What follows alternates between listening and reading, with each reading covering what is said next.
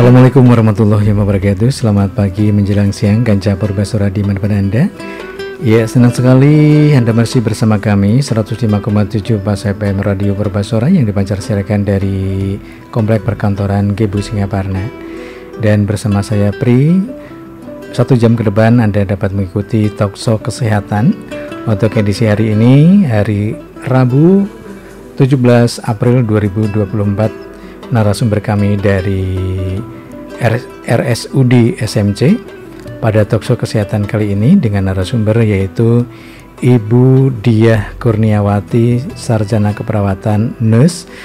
Beliau adalah IPCN RSUD SMC Kabupaten Tasikmalaya atau juga perawat pengendali infeksi. Dan untuk kesempatan kali ini mengambil tema yakni pencegahan penyakit demam berdarah. Ya, baik Kanca Purbasora di mana Anda nanti juga kami undang untuk bisa bertanya langsung kepada narasumber kami, ya, bisa bertanya atau juga sharing terkait dengan pencegahan penyakit demam berdarah yang mungkin akhir-akhir ini sudah kembali marak penyakit tersebut. Untuk lebih jelasnya segera saya hubungi Ibu Diah Kurniawati. Selamat pagi, Assalamualaikum Bu. Waalaikumsalam Mas Pri. Iya, baik, terima kasih. Selamat pagi Kanca Purbasora. Iya, baik, mungkin ini pertemuan pertama ya Bu ya, hadir di studio. Oh, kedua dulu pernah menyampaikan tentang COVID-19. Oh iya iya, bersama Dr. Nita Elvina. Oh iya, saya lupa. Iya, dulu memang sangat intens waktu COVID dulu ya. Hampir setiap hari kami menyiarkan informasi kesehatan ya. Dan baik, untuk kali ini pencegahan penyakit demam berdarah. Nah, silakan Ibu Diah bisa menjelaskan apa itu penyakit demam berdarah. Silakan Bu. Ya, terima kasih untuk Mas Pri kesempatannya. Selamat pagi Kanca Purbasora. Perkenalkan saya dengan Diah Kurniawati. Sebagai perawat pencegah dan pengendali infeksi di RSUD SMC Kabupaten Tasikmalaya. Nah, dalam kesempatan kali ini kita mau sharing ya tentang demam berdarah. Kenapa sih harus demam berdarah yang kita perbincangkan dalam kesempatan kali ini? Karena ternyata kasus demam berdarah dalam minggu terakhir itu meningkat, Mas Pri. Di RSUD SMC juga pasien yang dirawat itu dari bulan Januari sampai April mengalami peningkatan. Januari ada sekitar 5 pasien, sementara Februari naik menjadi 18 pasien, Maret 27 pasien, dan di minggu kedua bulan April mencapai 31 pasien. Tentunya ini menjadi perhatian ya bagi kita karena ada peningkatan kasus penderita penyakit DBD. Saya sebagai perawat pencegah dan pengendali infeksi tentunya ingin berbagi informasi bagaimana caranya untuk mencegah agar penyakit DBD ini tidak menular. Penyakit DBD ini tidak menjangkit ke masyarakat lebih luas. Dari program PPI sendiri ya, ada program pengendali lingkungan ya, pengendalian lingkungan. Di sini akan terkait erat bagaimana pencegahan infeksi demam berdarah itu dengan pengendalian lingkungan yang tepat, seperti itu. Nah, demam berdarah sendiri itu apa sih? Nah, tentunya semuanya ya, banyak masyarakat sudah familiar ya dengan istilah demam berdarah. Dari istilahnya juga ada demam berarti penyakit infeksi yang tanda-tandanya muncul demam. Berdarah berarti ada perdarahan, entah itu di dalam kulit, di bawah kulit, atau di hidung, atau di perut. Nah, seperti itu. Jadi demam berdarah itu penyakit infeksi yang disebabkan oleh virus ya, bukan bakteri. Disebabkan oleh virus. Namanya virus dengue atau yang kita sering mendengar itu dengue ya. Virus dengue yang ditularkan oleh nyamuk gitu Bapak. Iya. Nah, jadi karena terjangkit virus tersebut, makanya akan timbul gejala demam atau bisa berdarah, atau bisa hanya demam saja, seperti itu. Dan penyebabnya itu salah satunya, atau memang satu-satu penyebabnya itu dari nyamuk itu? Nah, penyebabnya adalah virus. Faktornya, jadi tempat hidupnya ada di dalam nyamuk. Dia tinggal di ludah ya, air liur nyamuk tersebut. Jadi tempat tinggalnya di sana. Jadi nyamuk sebagai perantara untuk menularkan penyakit DBD dari satu orang ke orang lainnya, seperti itu. Iya. Nah, tentunya penyebabnya tadi kan nyamuk ya Pak ya? Iya. Perantara faktornya ada nyamuk, disebut nyamuk Aedes aegypti tadi. Nah, nyamuk Aedes aegypti ini hidup di sekitar rumah masyarakat. Iya. Suka tinggal di gantungan-gantungan baju karena ternyata nyamuk ini menyukai bau keringat manusia, Mas Pri. Iya. Jadi kalau baju bekas yang digantung di kamar, otomatis bisa menjadi sarang nyamuk. Aedes aegypti. Mungkin dari kasat mata bisa dibedakan nggak, Bu, itu dengan nyamuk yang lainnya? Nah, ciri-ciri nyamuknya ya. Ciri-ciri nyamuk yang bisa menjadi vektor atau perantara virus dengue ini ya. Itu adalah badannya berwarna belang, hitam putih. Kemudian kalau jentiknya kan sering bertelur ya, dia suka bertelur di penampungan air yang bersih, bukan di selokan Mas Pri, bukan di selokan, bukan di balong, di penampungan air yang bersih yang tidak terkena langsung dengan tanah. Jadi kalau dilihat dari jentiknya, kalau ada jentik nyamuk nih di bak mandi, kalau dia bergeraknya dari atas, dari bawah ke atas, bolak-balik, itu bisa jadi jentik nyamuk Aedes aegypti. Gitu. Terus suka menggigit orang itu di waktu pagi dan sore. Jadi 2 jam setelah matahari terbit dan 2 jam sebelum matahari terbenam. 2 jam ya, sebelum dan sesudah matahari terbit dan terbenam. Tentunya menyukai tempat yang lembab dan gelap ya Mas Tri ya. Iya. Dari ciri-ciri nyamuk ini bisa kita simpulkan nih bagaimana nih agar nyamuk tidak bersarang di rumah kita. Tentunya kita harus mengendalikan hal-hal yang disukai nyamuk tersebut. Iya, jadi pemberantasannya gitu ya, dengan cara memberantas sarangnya begitu ya. Karena betul Mas Ri. Ada teman saya itu yang ngasih tahu untuk mengusir nyamuk itu dengan pasir katanya. Dengan pasir? Iya, sekamar itu dipenuhin pasir, nggak bakalan bisa masuk kamar. Sebenarnya kalau pasir, penuh ya dengan pasir. Makanya penuh. Ini manusia juga bisa masuk, betul. Iya, nggak bisa masuk. Atau pakai batu baterai bekas, kalau ada hiung-hiung dilempar. Kalau tepat sasaran. Kalau tepat sasaran. Kalau kenanya ke orang gimana? Yang luka orangnya. Penyakit ya. Iya. Memang sangat menjengkelkan nyamuk ya. Nyamuk biasa aja ya. Itu menjengkelkan, apalagi nyamuk Aedes aegypti yang bisa menyebarluaskan virus dari penyakit demam berdarah tadi ya Bu ya. Kalau tadi disebutkan cirinya darah di dalam kulit. Nah, itu kelihatannya pendarahan di dalam kulit itu seperti apa Bu, bisa dijelaskan barangkali? Jadi apabila seseorang sudah istilahnya virulensi ya, terjadi infeksi virus di dalam tubuhnya, muncul pertama kali demam. Nah, ini tanda-tandanya ya, 2-7 hari demam. Demamnya juga khas Mas Pri. Khasnya gimana coba? Iya, seperti pelana kuda kalau sering kita dengar ya, demam pada kasus demam berdarah itu seperti pelana kuda, jadi naik turun. Naik turun. Di 1-3 hari naik bisa sampai 40 derajat. Demamnya kemudian mengalami penurunan, bahkan sampai normal suhunya normal 37 derajat. Terus naik lagi pada hari ke-4 6-7 ya, pada ke-6-7 hari suhu penderita naik lagi. Nah, yang dikhawatirkan sebenarnya itu waktu suhunya turun di hari ke-45 itu disebut fase kritis. Kenapa suhu turun kok kalah mengkhawatirkan?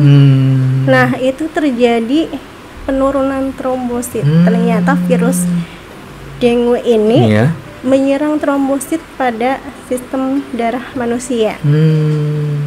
Fungsi dari trombosit itu apa sebenarnya? Dia mencegah perdarahan. Kalau trombositnya diserang, berarti kemungkinan perdarahan pada tubuh manusia yang terinfeksi virus itu bisa kemungkinan terjadi. Nah, kalau dibiarkan Mas Pri, ada kasus yang karena perdarahannya tidak terlihat di dalam, misalnya di lambung atau di hidung atau perdarahan lain di dalam tubuh yang tidak terlihat, itu bisa terjadi shock, bisa menyebabkan sampai meninggal dunia seperti itu. Kemudian cara pengobatannya pun apakah itu harus dirawat secara intensif atau cukup di rumah, Bu? Untuk perawatan, misalnya nih ada anggota keluarga kita ada gejala-gejala yang mengarah demam berdarah, seperti misalnya demam naik turun, demam tinggi naik turun, mual muntah, nyeri otot, pusing, gitu ya. Sebenarnya bisa kita tangani di rumah terlebih dahulu ya.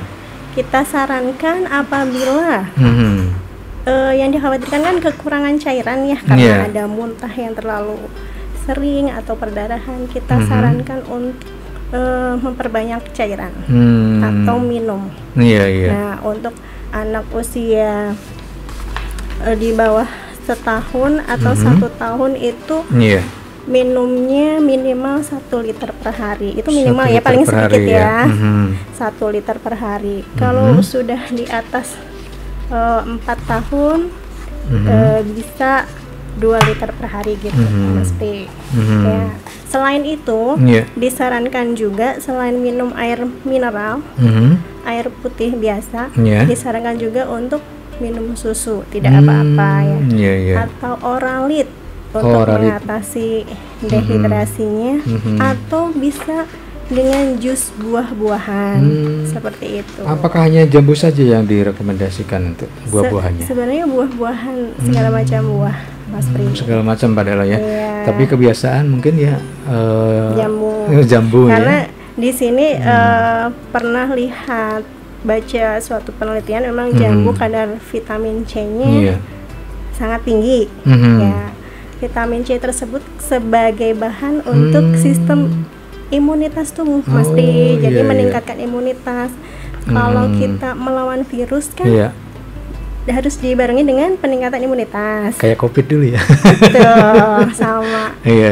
Jenis penyebabnya sama virus. Gitu. Kalau demamnya itu, Bu, apakah sampai menggigil atau demam biasa atau gimana itu? Nah, kalau demam tinggi nih, hari 1 sampai ke 3 itu bisa jadi sampai menggigil, Mas Pri, karena sampai 40 derajat Celcius. Dan saat sekarang ini sedang banyak yang terkena demam berdarah begitu ya. Menurut pasien yang berada di rumah sakit SMC.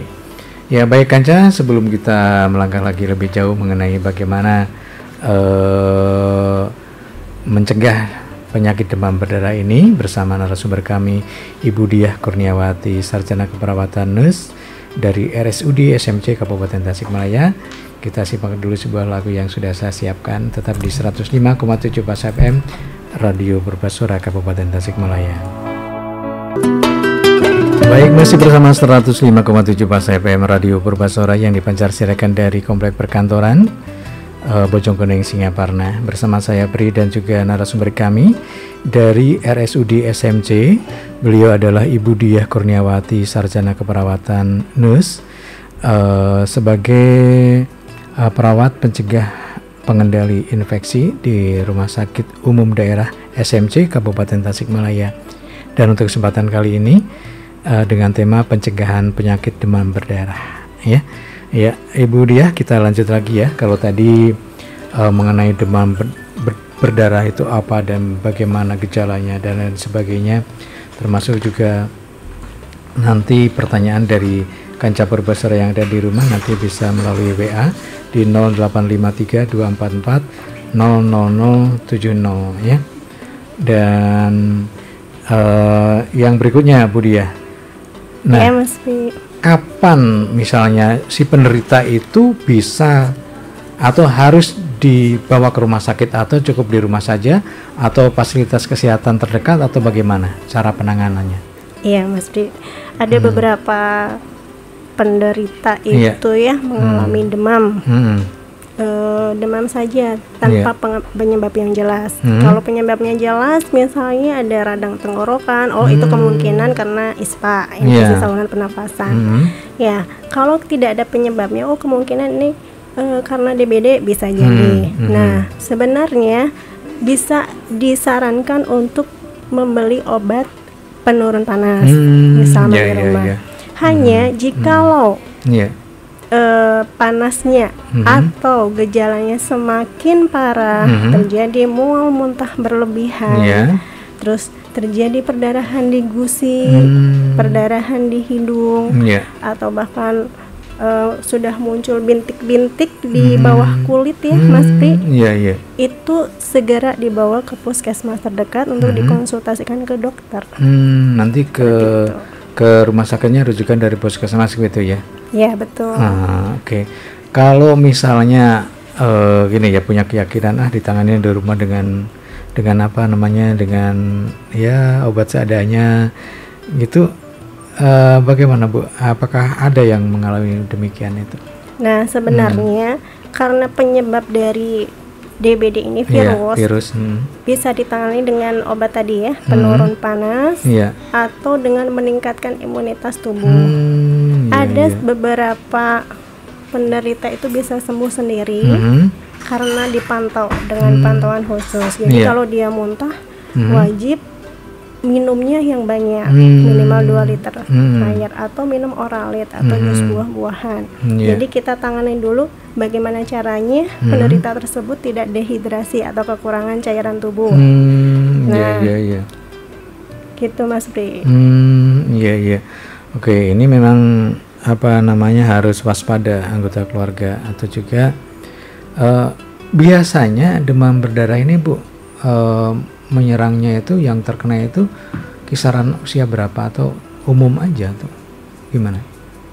Sebenarnya untuk usia rata-rata ya, rata-rata itu semua usia bisa terkena. Hanya kalau anak kecil atau balita itu biasanya imunitasnya rendah. Jadi lebih rentan untuk terkena, lebih rentan untuk terkena virus tersebut. Mas Pri. Jadi seperti lansia juga. Jadi karena penyebabnya virus, manusia yang faktor resikonya tinggi, imunitasnya kurang, itu bisa rentan terinfeksi. Apalagi yang tinggal serumah, Mas Pri. Imunitas juga sangat menentukan ya. Betul. Kalau masih kuat atau kebal, walaupun digigit mungkin tidak terkena, tidak menular begitu ya Bu ya? Bisa jadi, jadi gejalanya hanya ringan-ringan saja. Oke. Baik, Ibu Diah, sebentar ini sudah ada yang masuk dari Kanca Purbasara yang tentu saja akan menanyakan hal yang kita bicarakan kali ini. Ini dari Kang Apip yang ada di Cikalontang. Assalamualaikum. Waalaikumsalam Mas Pri dan Ibu Diah Kurniawati yang kami hormati. Pertanyaan saya yang pertama, strategi apa yang harus dipasang atau disiapkan supaya kebal penyakit demam berdarah? Yang kedua, apa manfaatnya Allah menciptakan nyamuk sehingga membahayakannya luar biasa? Wassalam. Terima kasih Mas Pri dan Ibu narasumber dari Kang Apip di Cikelontang. Ya, Bu. Yang pertama ini, terima kasih Bapak Apip dari Cikelontang atas pertanyaannya. Saya coba jawab ya. Yang pertama tadi, bagaimana strategi agar kita kebal terhadap infeksi nyamuk tersebut. Dari hasil penelitian atau studi sebenarnya belum ada vaksin ya, belum ada vaksin untuk DBD ini ya Pak.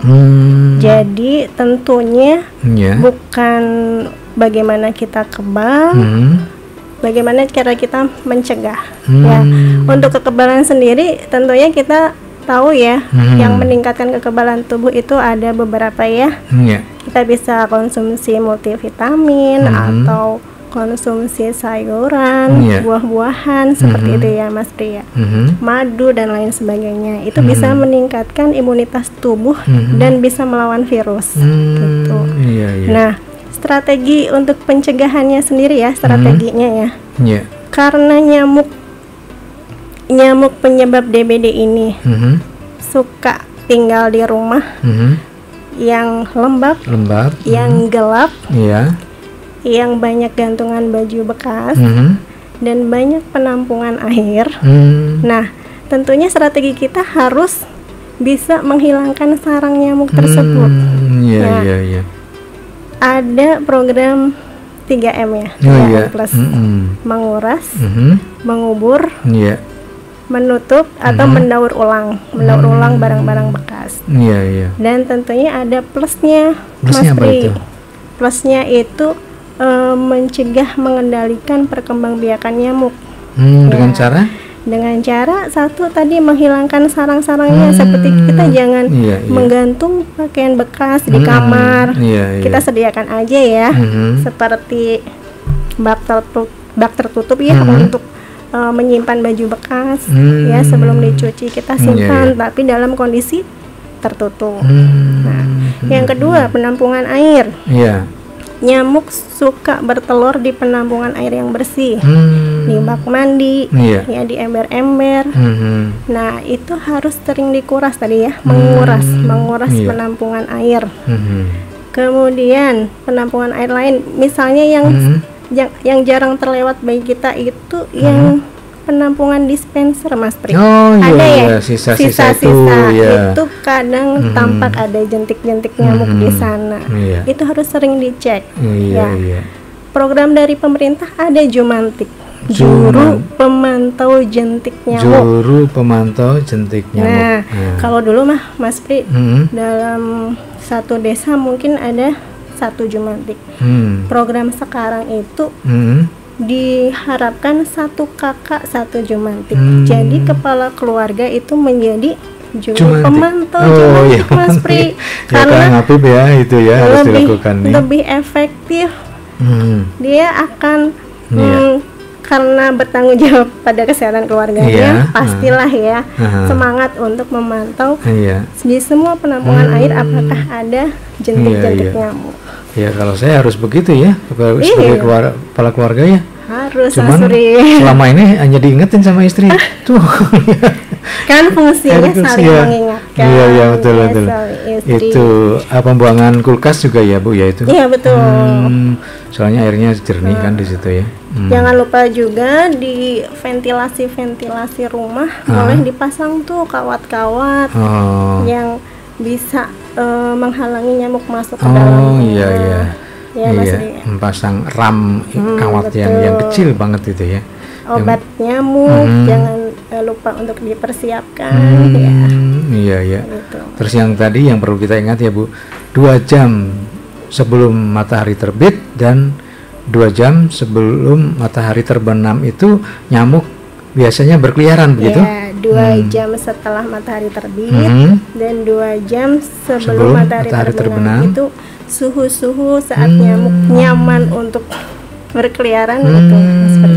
Iya. Iklimnya suhunya ada di jam-jam seperti itu. Dan nyamuknya itu kelihatan belang-belang begitu ya Bu ya. Betul. Hitam putih. Itu kalau kita misalnya masuk ke kebun biasanya ada nyamuk itu nyamuk yang itu juga atau nyamuk biasa tuh Bu yang di kebun-kebun? Bisa jadi dia ada di sekitar rumah ya. Kalau tempatnya gelap, lembab, dan warnanya tadi belang-belang, ya, itu bisa jadi nyamuk penyebab DBD tersebut. Iya. Oke, pertanyaan berikutnya ya Bu ya. Apa manfaatnya Allah menciptakan nyamuk sehingga membahayakannya luar biasa?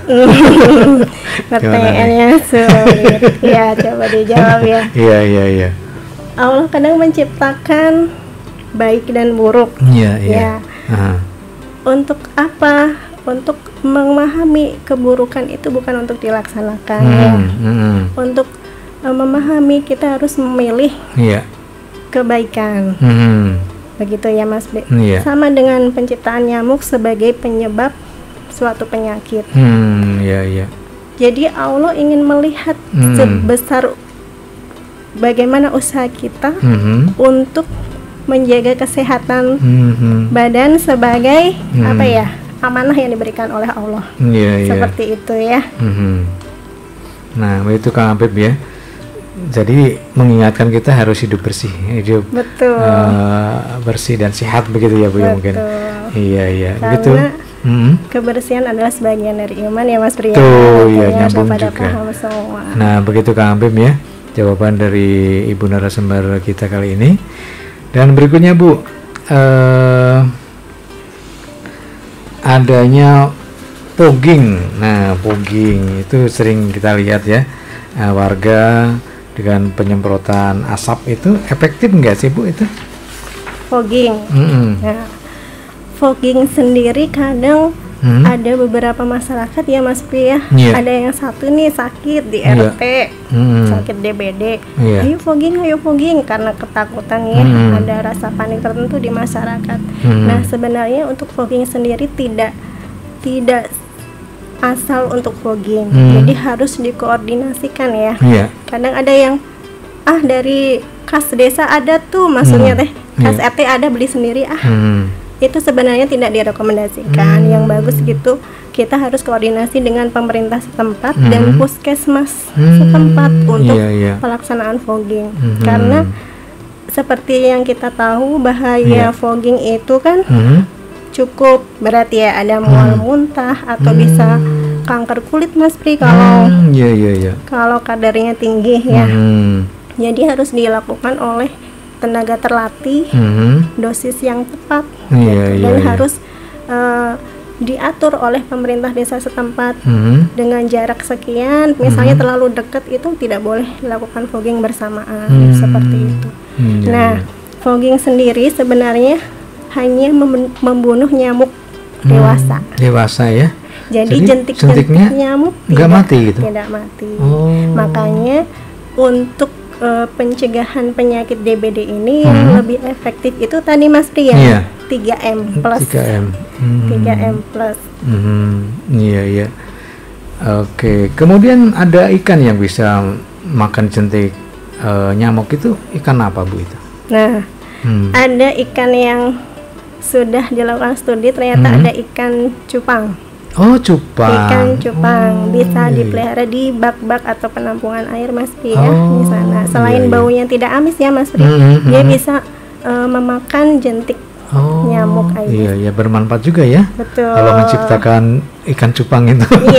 Iya. Allah menciptakan penyakit pasti ada obatnya gitu. Kita diwajibkan untuk berikhtiar ya. Betul, Mas Pri. Oke. Kemudian dari tanaman misalnya Bu yang bisa mengusir nyamuk, apakah ada yang dari tanaman, jenis tanaman apa yang bisa mengusir nyamuk? Jenis tanaman sebenarnya yang sering kita dengar itu apa? Lavender. Iya, bunga lavender sampai ada produk apa itu? Lotion ya, lotion yang beraroma lavender bisa dipakai atau lotion anti nyamuk. Kemudian tanaman lain itu ada yang efektivitasnya tinggi itu ternyata serai yang buat nasi liwet. Iya betul. Ya, kalau kita bisa menanam serai di sekitar rumah, itu bisa menghalangi nyamuk untuk berkeliaran di sekitar rumah. Oh, itu bagus ya? Bagus. Itu sudah jadi hasil penelitian, Mas. Iya, ya. Kita nanti nanam pakai pot aja bisa kan ya? Iya, di sekitar rumah ya, di halaman. Baik, pertanyaan berikutnya ini dari siapa nih sebentar. Assalamualaikum. Waalaikumsalam. Mas Pri dan Ibu narasumber, saya Muslim dari Singaparna. Bertanya apa gejala utama secara spesifik pada penderita yang dapat dipastikan kena demam berdarah, dan tindakan pertama yang harus dilakukan itu apa? Silakan. Oke, dengan Mas siapa tadi? Muslim, Pak Muslim di Singaparna. Muslim, iya. Dengan Pak Muslim di Singaparna. Iya. Iya, gejala yang menjadi ciri khas DBD ya. Nah, adanya demam tadi ya, yang seperti saya sampaikan, demam itu terjadi selama 2-7 hari. Kayak pelana kuda tadi ya? Iya betul, naik turun. Jadi di 3 hari pertama naik sampai 40 derajat Celcius. Jadi bisa ya, Kanca Purbasora di rumah bisa mempersiapkan termometer ya, sebenarnya bisa beli di apotek untuk sebagai antisipasi apabila anggota keluarganya mengalami demam. Ya. 40 derajat Celcius di hari pertama itu kita bisa memberikan obat penurun panas. Ya, karena apa? Karena biasanya kalau demam tinggi itu bisa ada di usia-usia tertentu, anak ya bisa mengalami kejang demam. Makanya disarankan untuk membeli obat penurun panas seperti paracetamol. Kalau untuk penyakit DBD ini disarankannya paracetamol, Mas Pri ya, bukan ibuprofen, karena ibuprofen ternyata mengurangi fungsi trombosit tadi, mengurangi fungsi trombosit. Jadi kalau misalnya ada demam yang penyebabnya tidak jelas, tidak ada batuk, tidak ada nyeri telinga, tidak ada sakit perut misalnya, penyebabnya tidak jelas, naik turun, jangan beli ibuprofen ya, belinya paracetamol. Untuk dosisnya bisa dikonsulkan dengan tenaga kesehatan terdekat, atau ada di label ya, di label kemasan obat. Untuk ini sekedar pertolongan pertama ya.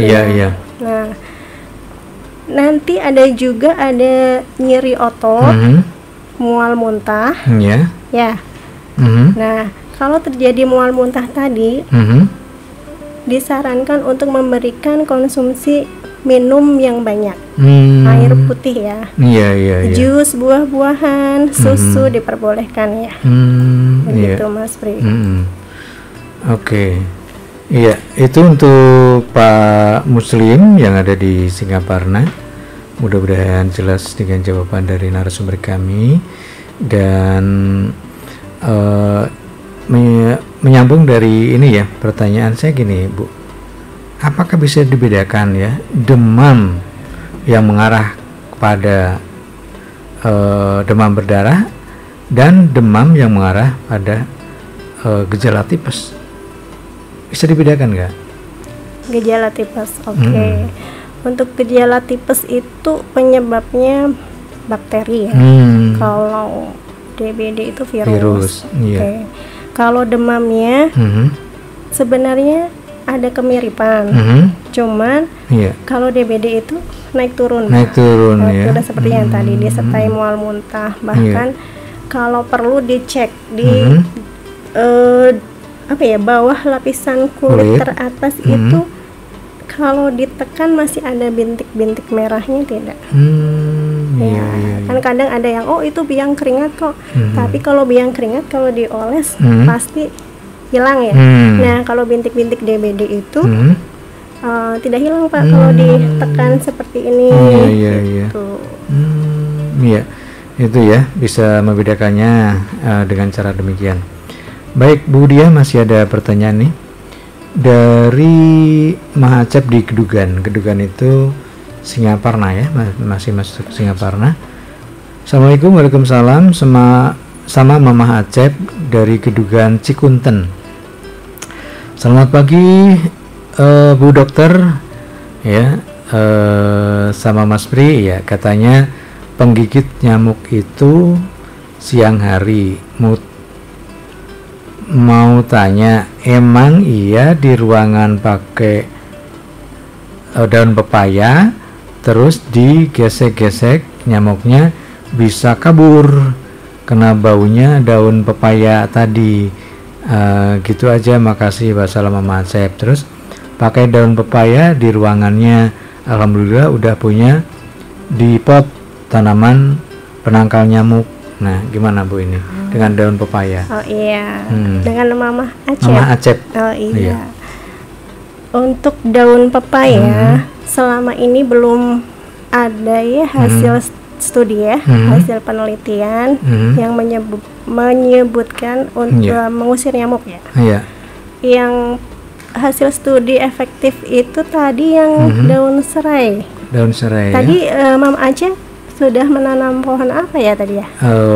Di pot ya. Sebenarnya bisa diganti ya daun pepayanya dengan serai saja yang sudah jelas manfaatnya. Iya. Kalau pepaya kan nggak bisa di pot ya. Betul. harus di tanah ini yang luas nih ya. Nah, Macet bisa diganti ya dengan serai ya.